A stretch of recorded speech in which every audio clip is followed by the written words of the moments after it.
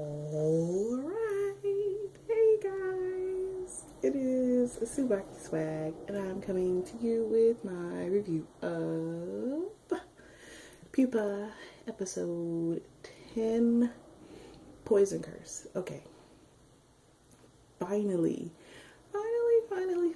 after 9 episodes of long waiting, we actually get to see the graphic stuff.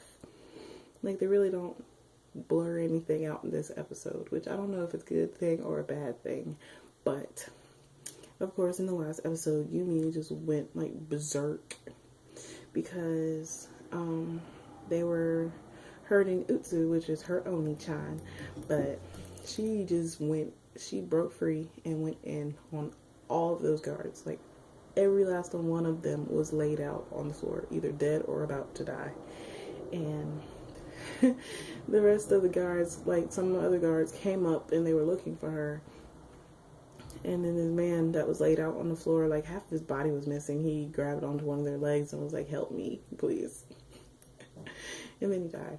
So that was horrible. And then they show like Yumi, she's walking, and you see like blood splat on the floor, and it was just like, but she was eating like it looked like somebody's head or something to that extent. She was just going away, going to town on that person. She was like, "I need to find Oni-chan, I need to help him, but I'm so hungry, blah blah blah." And then the other guards that came after her told her to like stop or whatever, and she freaked out and murdered one of them. Like, she cut him in half, literally. Like, his legs were still standing, but the upper half of his body was missing.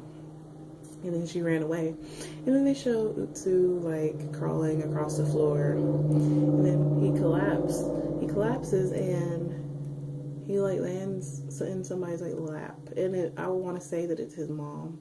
That's what who I personally think it is. I think it's his mom. But I'm not absolutely sure. I could be wrong. But, yeah. And then she tells him she tells him, like, wake up, sleepyhead, something to that extent. And then he wakes up and there's nobody there. And then that was pretty much the end of the episode. You know, these episodes aren't very long. Most of the time my review is longer than the episode, but it's starting to get good. I'm glad we're finally actually starting to see some stuff and not everything is blurred out, but that's neither here nor there. So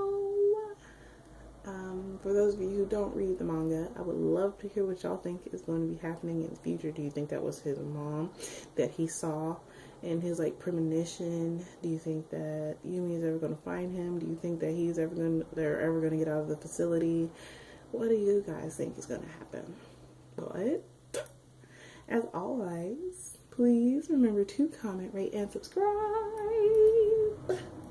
And this is TsubakiSwagg saying adios.